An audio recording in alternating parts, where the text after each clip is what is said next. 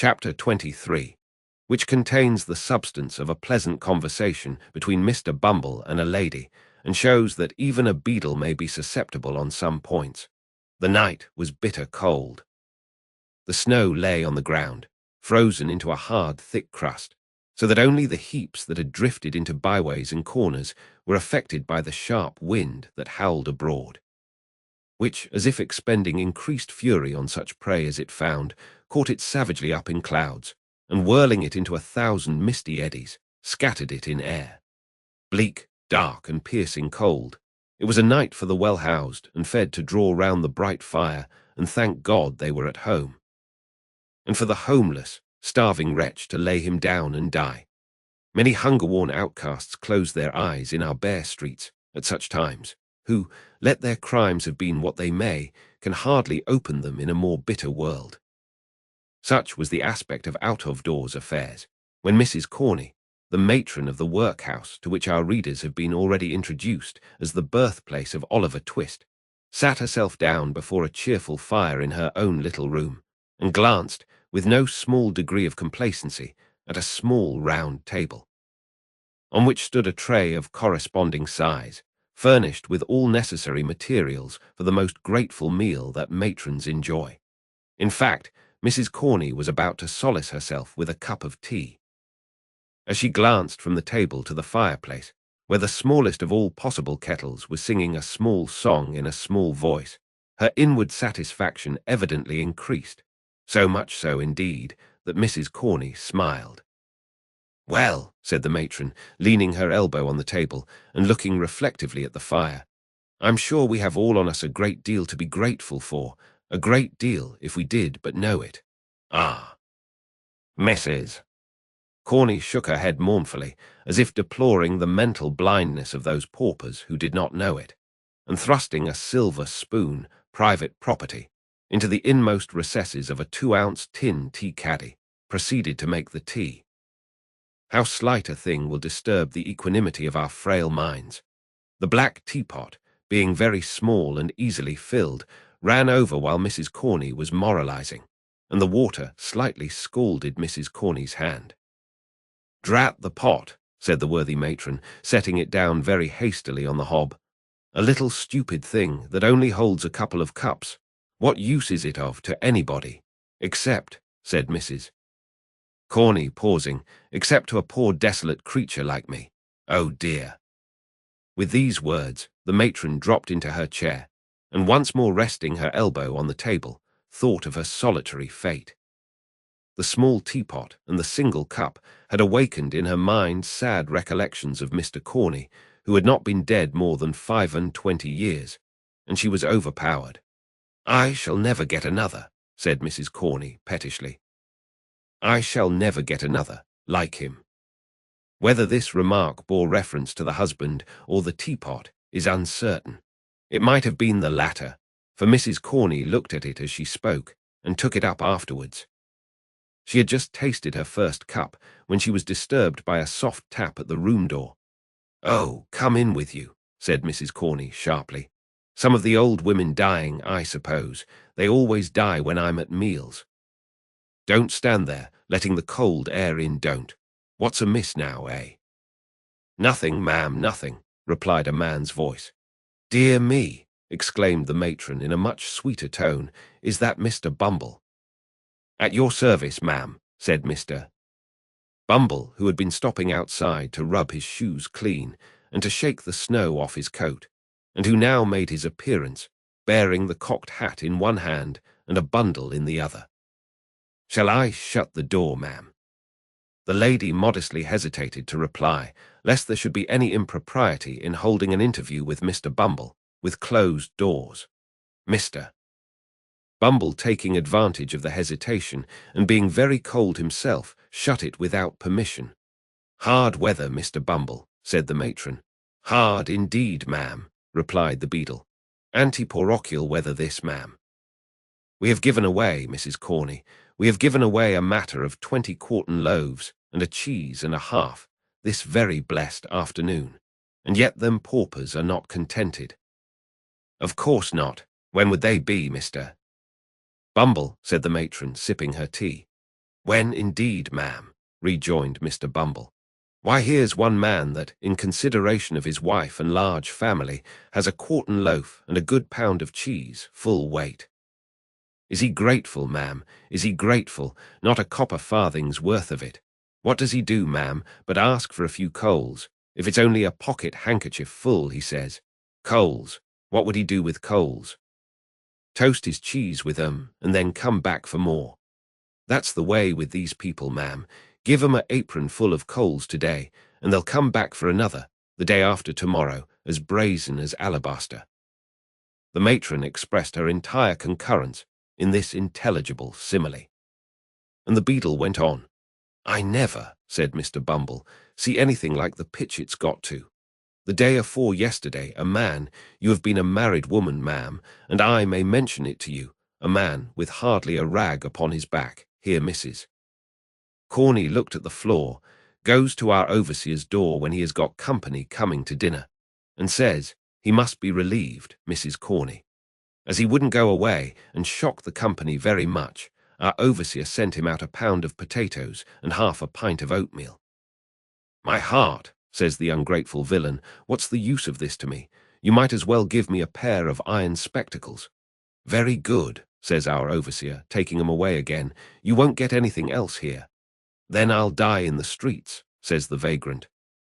Oh no, you won't, says our overseer.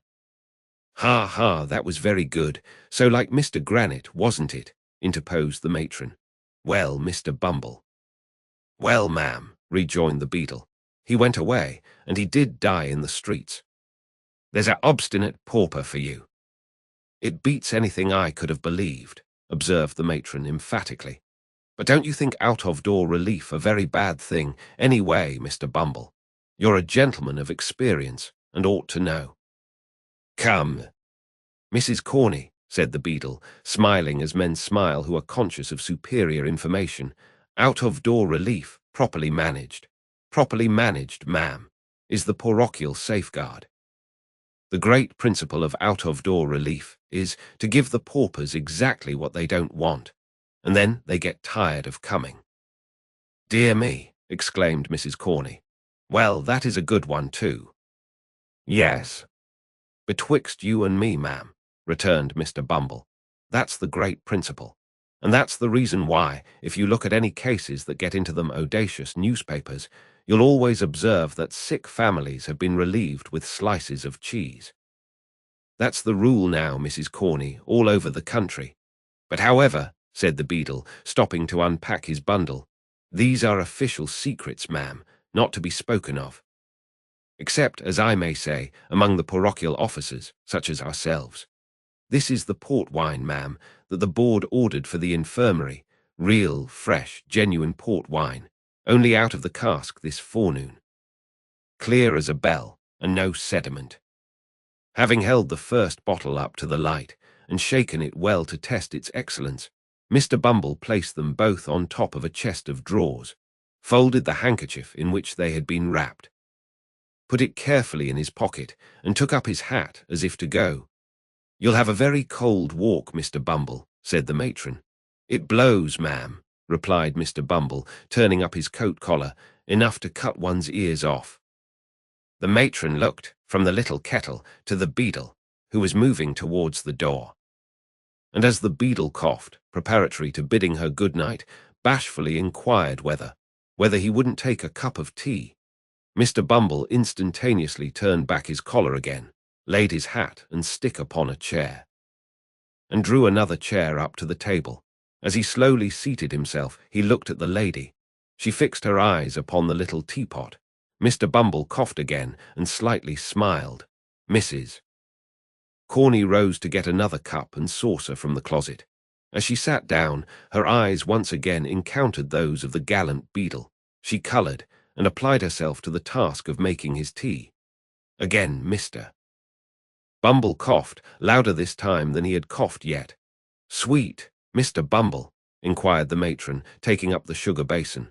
Very sweet indeed, ma'am, replied Mr. Bumble. He fixed his eyes on Mrs. Corney as he said this. And if ever a beadle looked tender, Mr. Bumble was that beadle at that moment.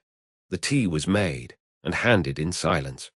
Mr. Bumble, having spread a handkerchief over his knees to prevent the crumbs from sullying the splendor of his shorts, began to eat and drink, varying these amusements occasionally by fetching a deep sigh, which, however, had no injurious effect upon his appetite, but on the contrary, rather seemed to facilitate his operations in the tea and toast department. "You have a cat, ma'am, I see," said Mr. Bumble, glancing at one who, in the centre of her family, was basking before the fire. "And kittens, too, I declare." "I am so fond of them, Mr. Bumble, you can't think," replied the matron. "They're so happy, so frolicsome, and so cheerful, that they are quite companions for me." "Very nice animals, ma'am," replied Mr. Bumble approvingly. "So very domestic." "Oh, yes," rejoined the matron with enthusiasm. "So fond of their home, too, that it's quite a pleasure, I'm sure."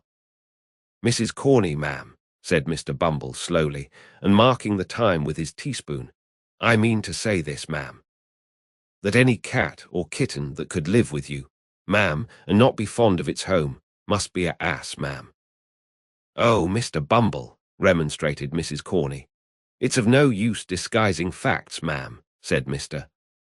Bumble, slowly flourishing the teaspoon with a kind of amorous dignity which made him doubly impressive. "I would drown it myself, with pleasure." "Then you're a cruel man," said the matron vivaciously, as she held out her hand for the beadle's cup. "And a very hard-hearted man, besides." "Hard-hearted, ma'am," said Mr. Bumble. "Hard." Mr. Bumble resigned his cup without another word, squeezed Mrs. Corney's little finger as she took it, and inflicting 2 open-handed slaps upon his laced waistcoat, gave a mighty sigh, and hitched his chair a very little morsel farther from the fire. It was a round table, and as Mrs. Corney and Mr.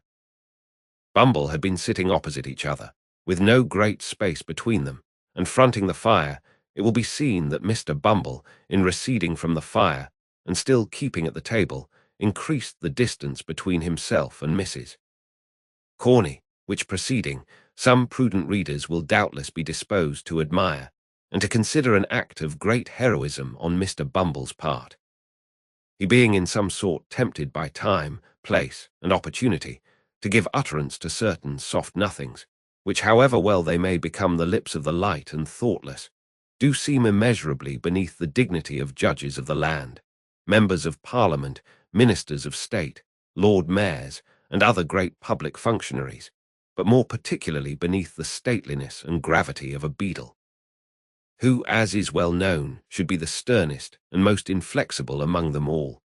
Whatever were Mr. Bumble's intentions, however, and no doubt they were of the best, it unfortunately happened, as has been twice before remarked, that the table was a round one. Consequently, Mr. Bumble, moving his chair by little and little, soon began to diminish the distance between himself and the matron, and continuing to travel round the outer edge of the circle, brought his chair in time close to that in which the matron was seated. Indeed, the 2 chairs touched, and when they did so, Mr. Bumble stopped.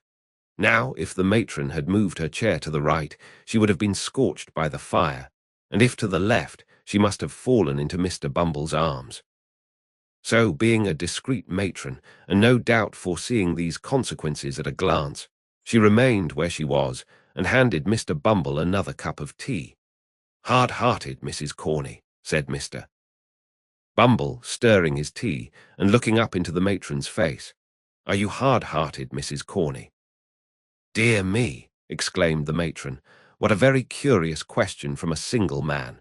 What can you want to know for, Mr. Bumble?" The beadle drank his tea to the last drop, finished a piece of toast, whisked the crumbs off his knees, wiped his lips, and deliberately kissed the matron. "Mr. Bumble," cried that discreet lady in a whisper, for the fright was so great that she had quite lost her voice. "Mr. Bumble, I shall scream."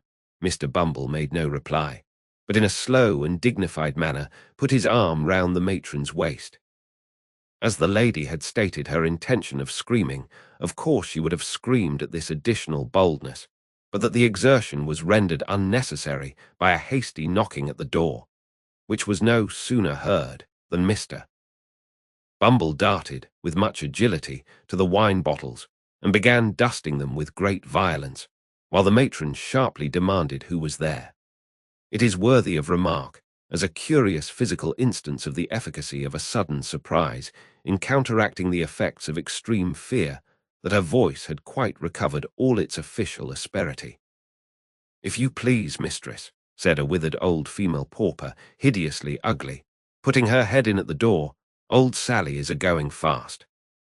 "Well, what's that to me?" angrily demanded the matron. "I can't keep her alive, can I?" "No, no, mistress," replied the old woman. "Nobody can. She's far beyond the reach of help. I've seen a many people die, little babes and great strong men. And I know when deaths are coming, well enough. But she's troubled in her mind, and when the fits are not on her, and that's not often, for she is dying very hard, she says she has got something to tell, which you must hear. She'll never die quiet till you come, mistress." At this intelligence, the worthy Mrs. Corney muttered a variety of invectives against old women who couldn't even die without purposely annoying their betters, and muffling herself in a thick shawl which she hastily caught up, briefly requested Mr. Bumble to stay till she came back, lest anything particular should occur. Bidding the messenger walk fast, and not be all night hobbling up the stairs, she followed her from the room with a very ill grace, scolding all the way. Mr. Bumble's conduct on being left to himself was rather inexplicable. He opened the closet, counted the teaspoons, weighed the sugar tongs, closely inspected a silver milk pot to ascertain that it was of the genuine metal, and having satisfied his curiosity on these points, put on his cocked hat cornerwise, and danced with much gravity 4 distinct times round the table. Having gone through this very extraordinary performance, he took off the cocked hat again, and spreading himself before the fire with his back towards it, seemed to be mentally engaged in taking an exact inventory of the furniture.